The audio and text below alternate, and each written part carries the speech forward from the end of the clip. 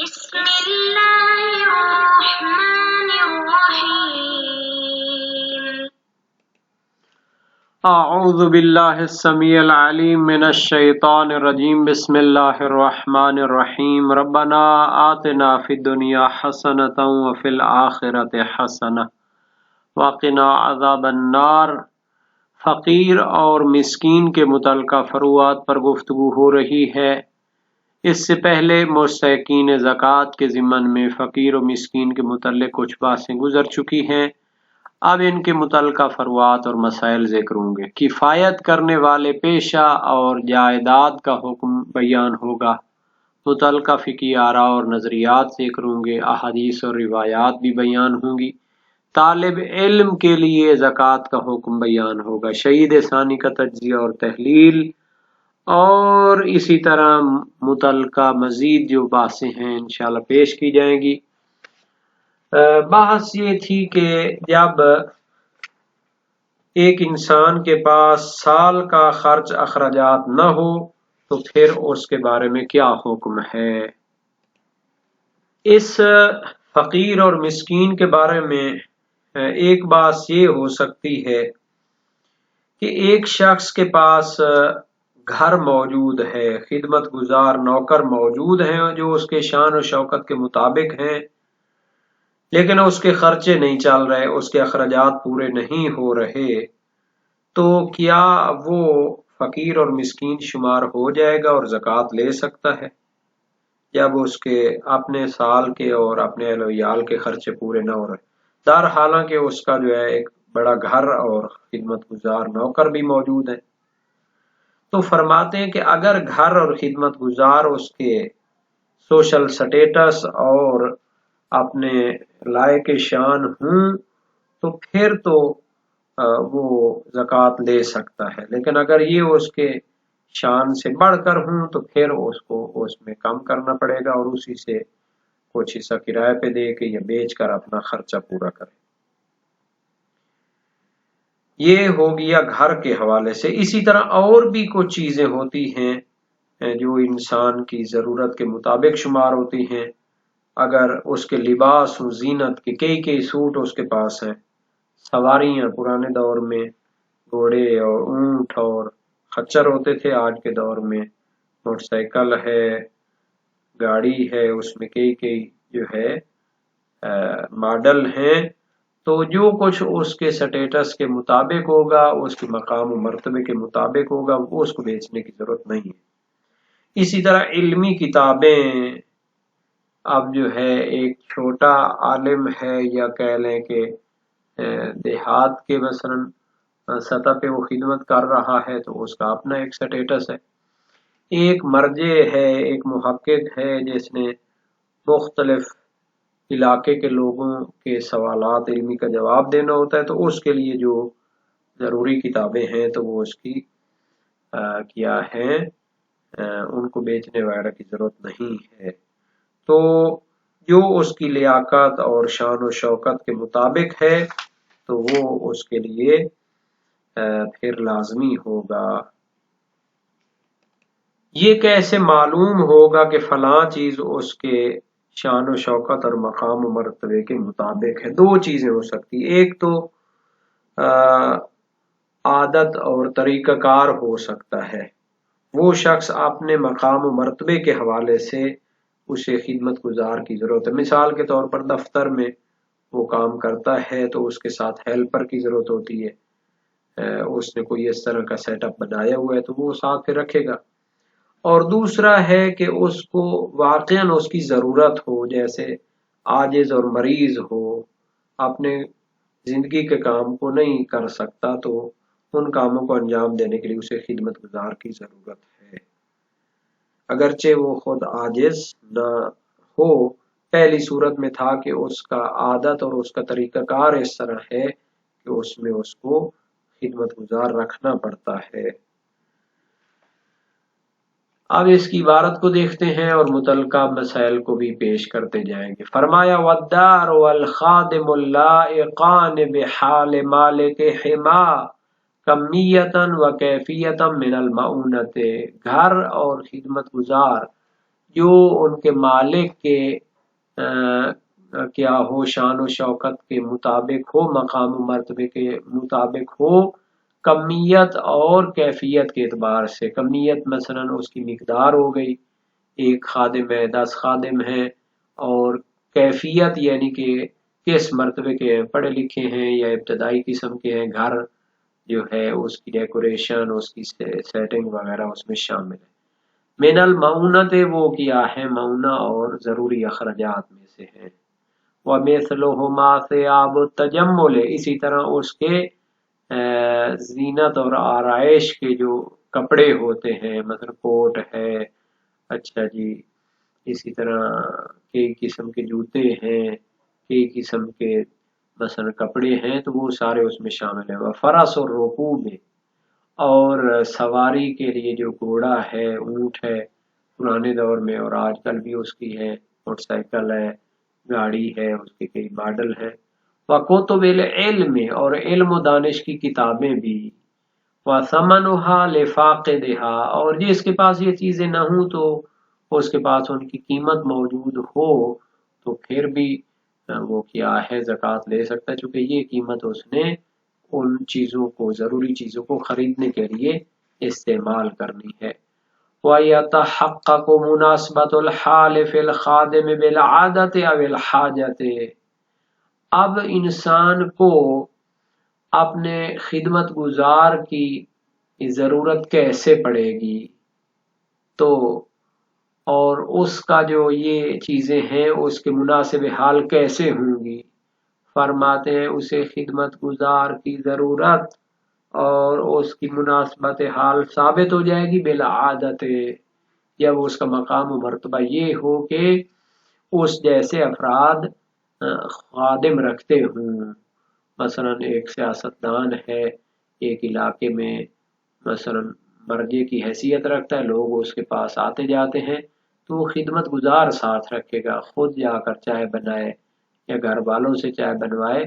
تو اس کی ضرورت نہیں ہے۔ بعض اوقات اس طرح ہوتا ہے کہ لوگ جناب سوشل ادارے کھول لیتے ہیں لیکن اپنے گھر والوں کے اوپر بردن ڈالتے ہیں، اور بعض اوقات یہ ہوتا ہے کہ جب تک وہ صحیح و سالم رہتے ہیں تو نظام چلتا ہے، یا وہ فوت ہوئے یا ان کو کچھ ہوا تو پھر وہ نظام ٹھپ ہو جاتا ہے۔ اس طرح تھوڑے ادارے چلتے ہیں، اور بعض اوقات لوگ پھر کیا کرتے ہیں، اپنے متعلقین مثلا کوئی ادارہ کھولا دینی طلبہ کے لیے تو پھر ان سے کام لینے لگتے ہیں، تو پھر ان کی تربیت کیا ہو جاتی ہے، خراب ہو جاتی ہے، ان کی پڑھائی کا ہرا جا سکتا ہے۔ تو یہ چیزیں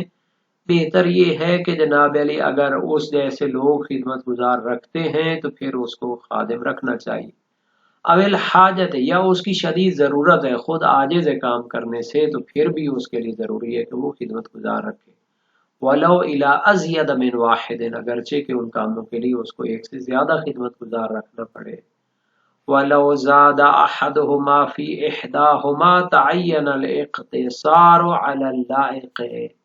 اگر گھر اور خادم میں سے کسی ایک میں کیا ہو اضافہ موجود ہو، عادت کے لحاظ سے یا حاجت اور ضرورت کے لحاظ سے،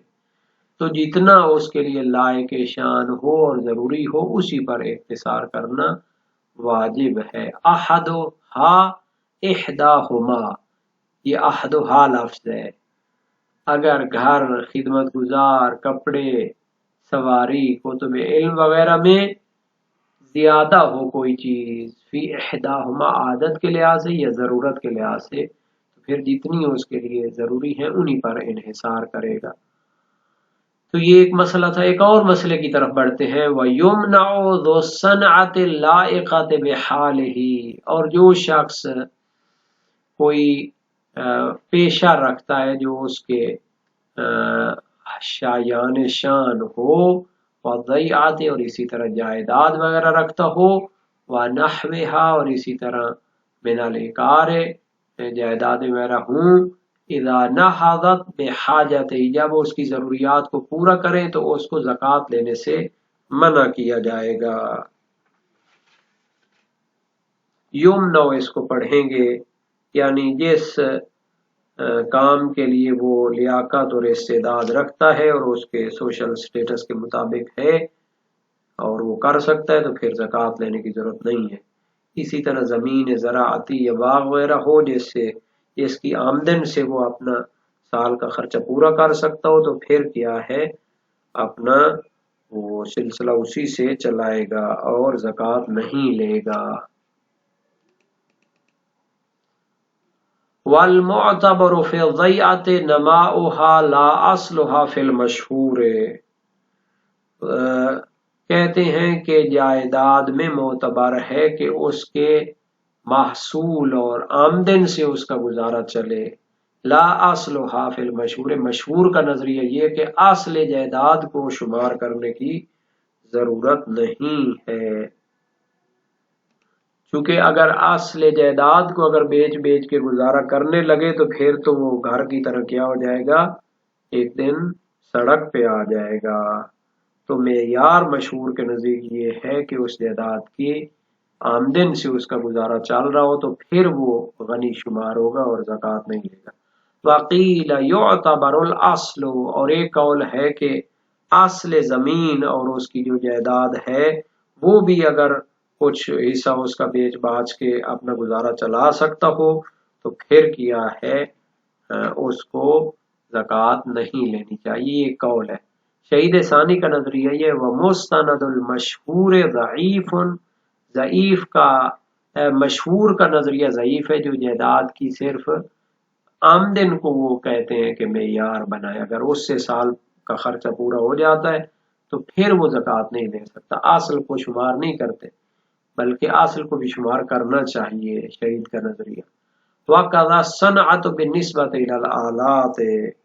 اسی طرح صنعت اور پیشہ میں بھی معیار یہ ہے کہ اس کی جو آمدن ہے وہ سال کے اخراجات کو پورا کرتی ہو، نہ یہ کہ اپنے آلات وغیرہ بیچ کے تو پھر اگر وہ پورا کر سکتا ہے تو پھر زکوٰۃ نہیں لے سکتا، اگر آلات کو بیچ دے گا تو اپنا پھر کمائی کیسے کرے گا۔ وَلَوْ اشْتَغَلَ عَنِ الْكَسْبِ بِطَلَبِ عِلْمٍ دِينِي جَازَ لَهُ تَنَاوُلُهَا وَإِنْ قَدَرَ عَلَيْهِ لَوْ تَرَكَ۔ شہید ثانی کا نظریہ یہ ہے کہ اگر دینی علم حاصل کرنے میں مشغول ہونے کی وجہ سے کسب و کار اور کمائی سے رہ جائے، جَازَ لَهُ تَنَاوُلُهَا، تو اس کے لیے جائز ہے کہ وہ زکوٰۃ لے، اگرچہ کہ وہ اس پر قدرت رکھتا ہو، خود یعنی اپنے اخراجات پورے کرنے پر قدرت رکھتا ہو، اگر وہ علم میں دینی حاصل کرنے کو چھوڑ دے۔ تو یہ شہید ثانی کا نظریہ طلاب دینیہ کے حق میں ہے، وہ دیکھتے ہیں کہ قرآن اور حدیث کے علوم کا جو سمندر ہے اور اس کے جو مقدمات ہیں، فقہ و اصول، کلام، عقائد، تو ان ساری چیزوں کو حاصل کرنے کے لیے اگر وہ کمائی نہ چھوڑے تو کچا رہ جائے گا، پھر لوگوں کی دینی ضروریات پوری نہیں کر سکے گا، تو اس کو چاہیے کہ وہ زکوٰۃ لے لے لیکن اپنے دینی علوم میں پختگی حاصل کرے۔ نعم لو امکن الجمع بما لا ینافی تعینہ، ہاں اگر اس کے لیے جمع کرنا ممکن ہو بما لا ینافی، جو اس کے دینی علم کے اصول میں منافات نہ رکھتا ہو، یعنی اس کے پاس فارغ اوقات میں کوئی ایسا کام ہو جو آسانی سے انجام دے سکتا ہو اور علوم دینی بھی حاصل کر سکتا ہو، تو پھر اس کو کرنا چاہیے، یعنی دونوں کام کرنے چاہیے۔ وَإِلَّا تَنْحَضَ وَإِن لَّمْ تَنْحَضَ بِحَاجَتِ تَنَاوَلَتْ تَتِمَّ، اور اگر وہ جمع کر کے دونوں کاموں سے جو ہے اپنا گزارا نہیں چلا سکتا تو پھر وہ تتمہ لے لے گا۔ اچھا، اس میں تنحضا میں تثنیہ کی ضمیر ہے جو گھر اور زمین جائیداد کی طرف لوٹے گی، اگر گھر اور اس کی جائیداد اور زمین جو ہے وہ اس کے لیے یہاں گھر کی طرف بھی نہیں لوٹی بلکہ وہ صنعت و حرفت کی طرف لوٹے گی، اگر اس کا پیشہ اور زمین وہ کیا ہوں اس کی حاجت کو پورا نہ کریں تو وہ تتمہ کو لے سکتا ہے، سال کے اخراجات کے لیے کچھ حصہ وہ اپنی صنعت و پیشہ اور زمین سے کما رہا ہے، جو کم پڑ رہا ہے اس کو زکوٰۃ سے لے سکتا ہے، لا غیر، اس سے زیادہ نہیں لے سکتا، ان اخذها دفعتن او دفعاتن، اگر وہ اسے ایک ہی دفعہ لے یا کئی دفعہ کر کے اس کو لینا ہو تو وہ سال کے خرچے سے زیادہ نہیں لے سکتا۔ اما لو اعطی ما یزید دفعتن صح کغیر المکتسب، یہاں پر گویا ایک سوال ہے کہ اگر اسے سال کے اخراجات سے کوئی زیادہ دینا چاہیں تو لے سکتا ہے یا نہیں لے سکتا؟ فرماتے ہیں اگر اسے ایک ہی دفعہ سال کے اخراجات سے زیادہ دیا جائے صح کا غیر المکتسب، تو اس کے لیے زیادہ لینا جائز ہے، کا غیر المکتسب جیسے اس شخص کے لیے جائز ہوتا ہے جو کمائی نہیں کرتا، لیکن اگر اس کو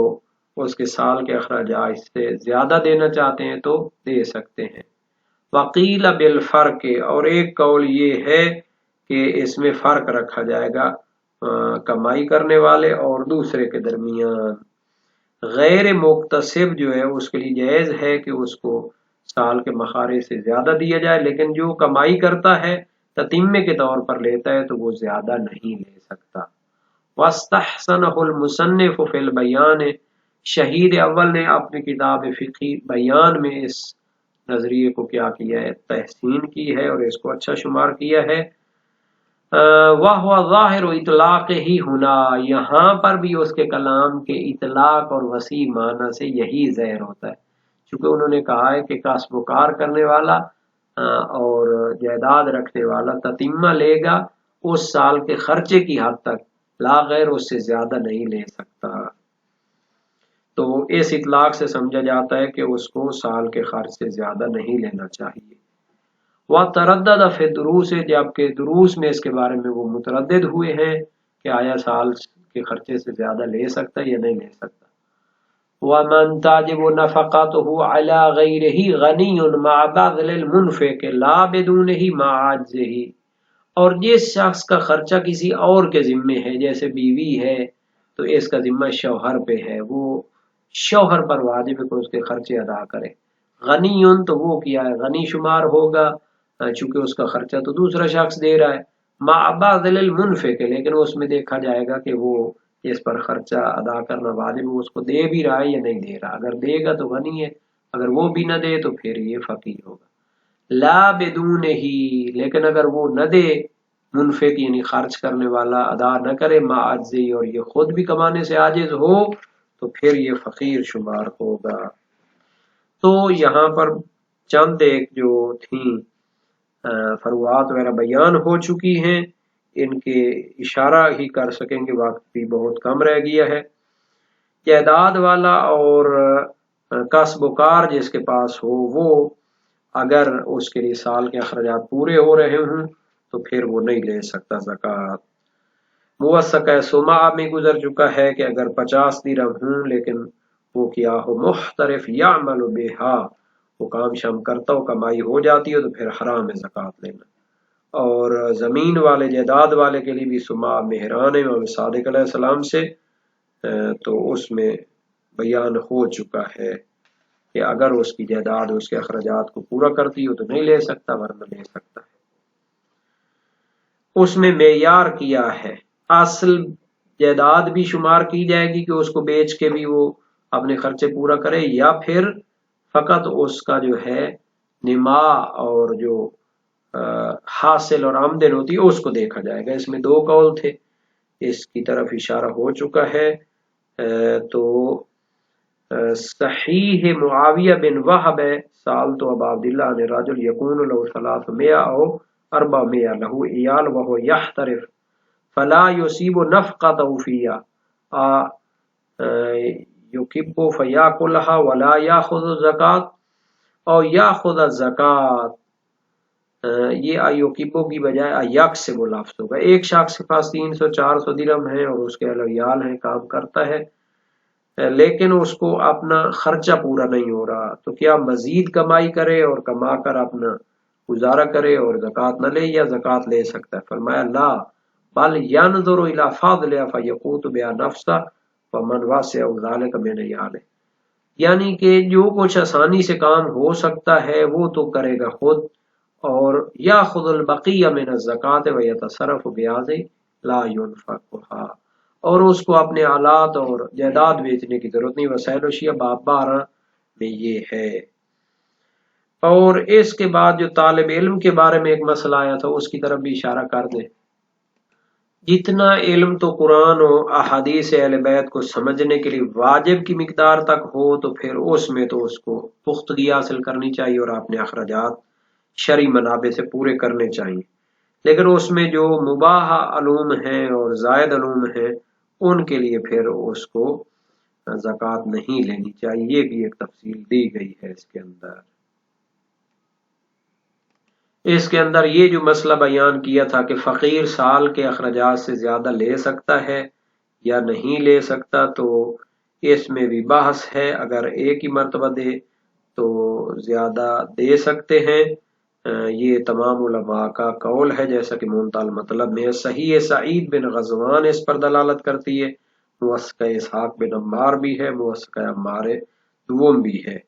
तो ये रिवायात मौजूद है वसैल शिया बाब 24 में, अब्वाब मुस्तहकीन ज़कात में। और इख्तलाफ इसमें है कि उसकी किफ़ायत से ज़ायद जो देना है, जो साल की किफ़ायत से ज़ायद हो, क्या वो कमाई करने वाले के गैर के साथ मुख्तस है या वो भी ले सकता है।